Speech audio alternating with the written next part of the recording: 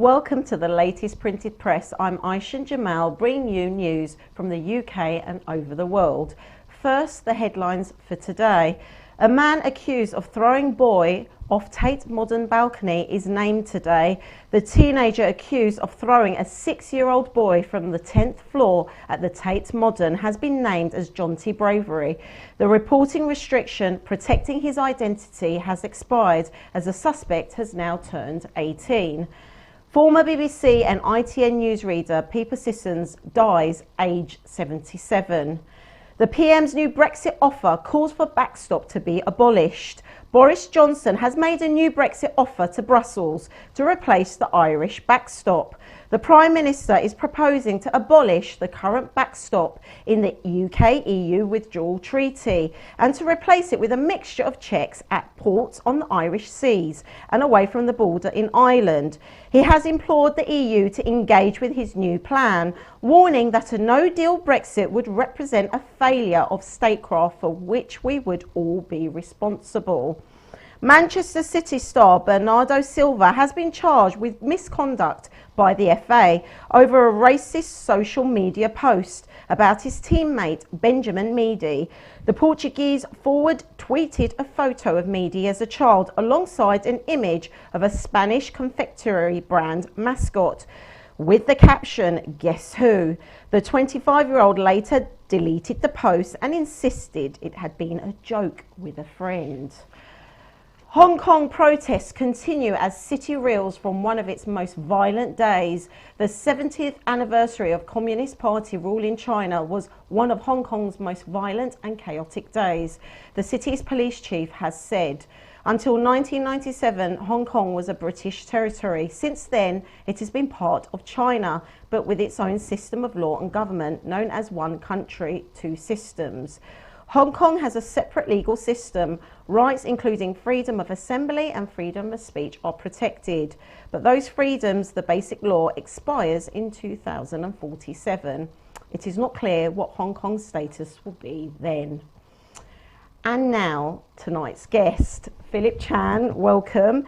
Your title, 10 Seconds Maths Expert, UNICEF Children's Champion, Dignity Champion and member of Universal Peace Federation. Welcome. How are you tonight? Thank you, Aysen. Well, thank you very much for letting me on the programme, and it's a pleasure for coming. Here. Yes, thank you for being here.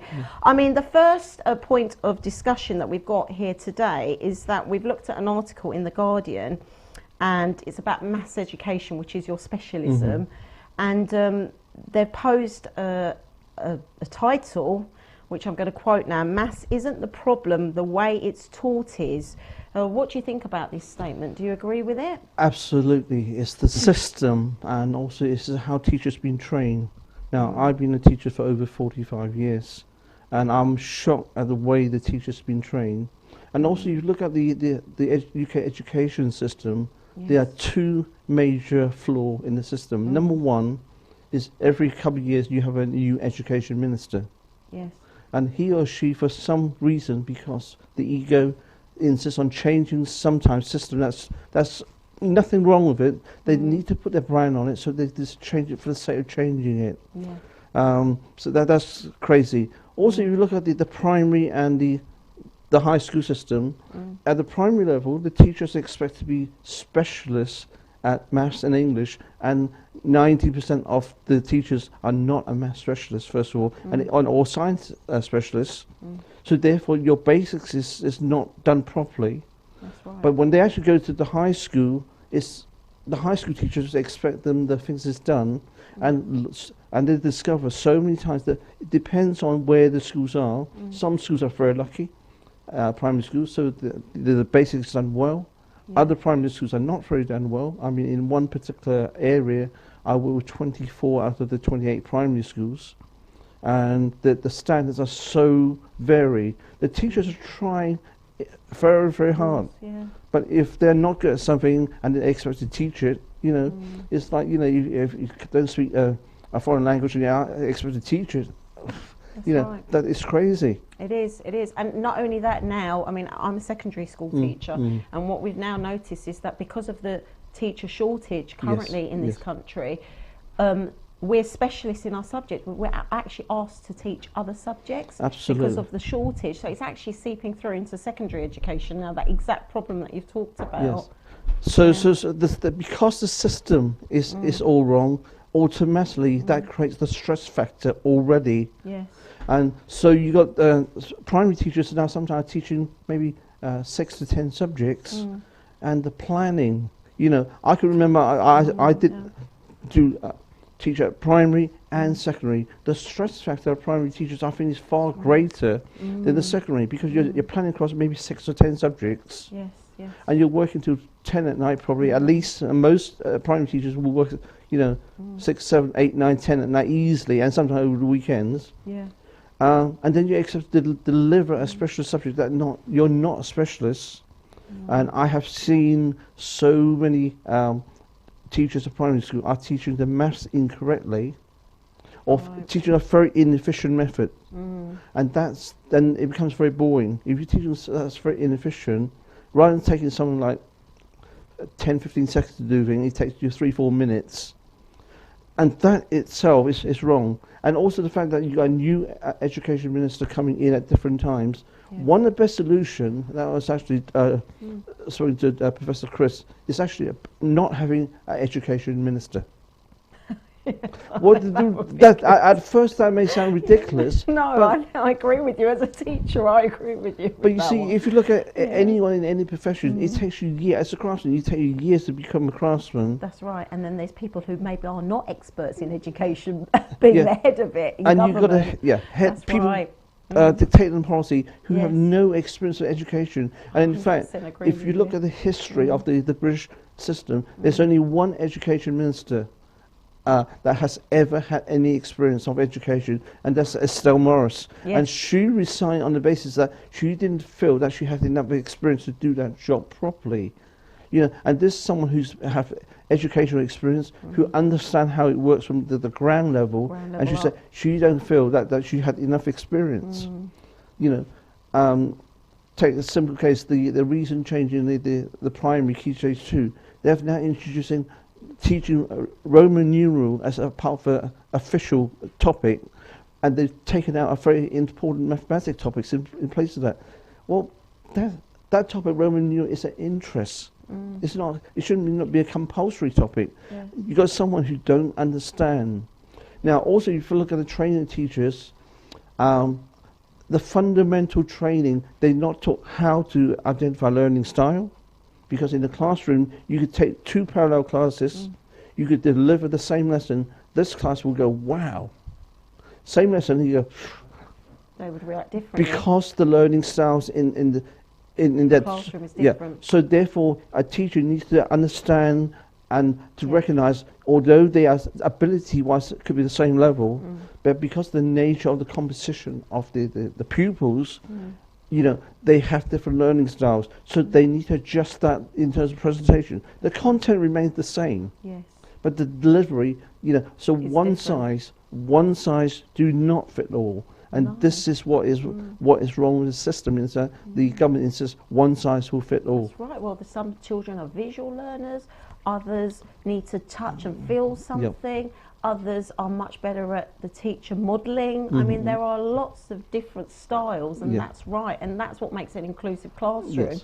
And that's why I think the government, like you said, need educational specialists to head up that role. Because actually, if you don't work from the ground up and you don't see what's actually happening in schools, then how can you ever have possibly an idea of what works in education? I mean, it sort of leads me, we sort of touched upon it a little bit, but I was going to ask you about what you think about maths education specifically in the UK, and you slightly touched upon it when you said the primary teachers aren't qualified enough to be teaching it. So is that what you think is the way forward, to have specialists from primary, from the beginning, within schools? Absolutely. And also I think in the primary, you're doing too many topics, and one teacher is responsible for 6, 10 subjects. Too much pressure, you cannot plan. So let's say I'm going to teach tomorrow. I've got teaching 6 subjects. I have got to then deal 6 different types of resources. I'm expected to then do in the format of the set format. And also sometimes the set format is actually a very prescribed method.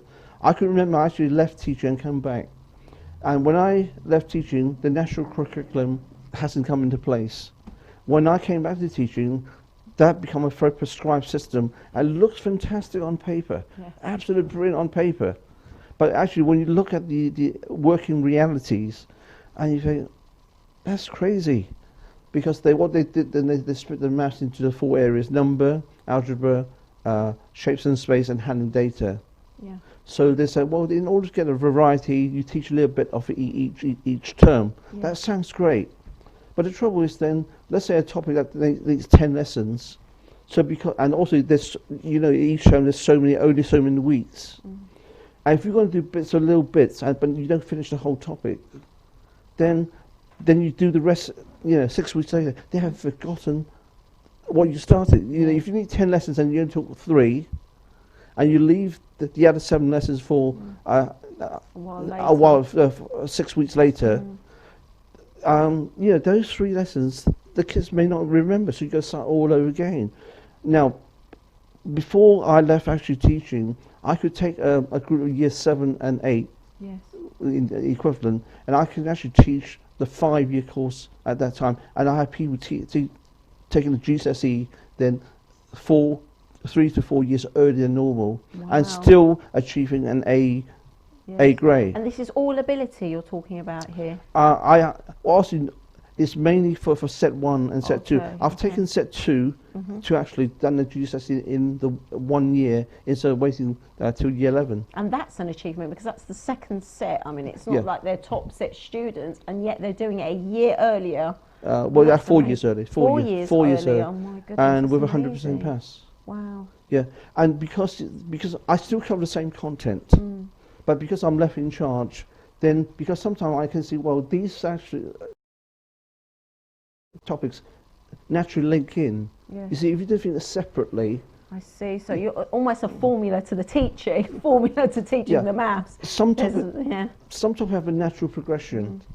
So then it makes sense. Yes. But if you're doing bits here, and it's like doing a jigsaw puzzle, it's all over the place, you can't see the overall picture. So you're basically saying that you can't sort of differentiate, you can't say, well, we're going to look at algebra, we're going to look at this, you can't put it into topics. Yeah. What you're saying is you've got to look at maths in general and actually pick up the patterns of maths and learn it that way? Yeah, there's sometimes in the lesson I will actually hit across 3 to 5 subjects. And there's bits of shapes and space, bit of algebra, number, and because they're all integrated, it makes sense. It's just like, you've got a recipe of, say, baking a cake. Yes. And it takes, say, 2 hours to leave it in the oven. Yeah. You just cannot take it out for the half hour. No, you need to bake that cake properly. And you say, well, the next day I cook half hour. I put in the hour and a half. Very nice. It doesn't work there, and that is the baby logics which some of the people are planning. So and teachers are now with the pay-related system they put in a few years ago. They are now under pressure. So unless you're brave enough to say, I will do it for the pupils and not the system. In 2 particular schools I went in, because they had no teachers, I was given the free hand.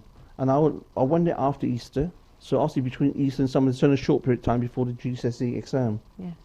So one school I was the only teacher, so I took the whole year 11 in 2 halves, and I actually taught 120. Yeah, that's across all the abilities then. Yeah, it is. Yeah. And there's another school, we combined two classes together, it's about 70 something pupils. But we got through, at that particular class, I only had a 96% success rate. Oh my goodness, that's still amazing. I mean, but really, when you look at the national average, you're way above. That was also I couldn't taught everything in the 2 years in 7 weeks, but I've done enough to actually to get them through the exam with a 96% pass rate. But you see, the point is, it's not about me, because the pupils' ability is always here. If they didn't have the ability, it doesn't matter what I do, that would never happen. So all I've done is basically actually open the door about the confidence, the confidence. Right.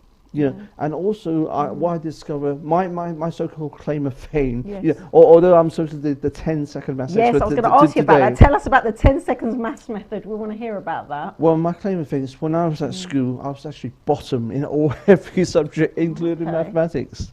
Including mathematics. Right, I want to hear this story now. What happened? How did you turn it around? And so if someone said, you know, at that age, one day you become this 10-second maths expert, so go away. No way. That was never going to happen to me. That's going to happen. So I got sick and tired of being dumb, and you know, it wasn't a very nice feeling. And also, we didn't have internet in those days, so I didn't get anything I can get hold of, newspaper, journals, library books, and I just absorbed the information. And to my amazement, there are so many lost techniques, or not lost techniques, old techniques that people have forgotten. So none of the techniques is mine. You know, so all I did, actually did the research, and then and just worked it through, and then I showed it to other people and said, "Wow, how did you do that?" You know, so I've actually done lots of research. And by the way, if you nick one idea, you steal one idea, you're a dirty, low-down thief. But if you nick a bunch of ideas, you're doing research. You're doing research. So I do research. You do research. Well, this is the thing, though. I mean, knowledge is power, and when you research and you find that knowledge, then you become powerful.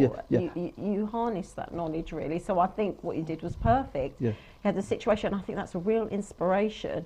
It just proves that everyone's got the potential. You were in the bottom sets, but you were fed up with it. You wanted to succeed, and you took the initiative to actually get up and do something about it. And I think that's inspirational, really, for our youngsters to hear. There's one particular school I was given. This is year 9 group.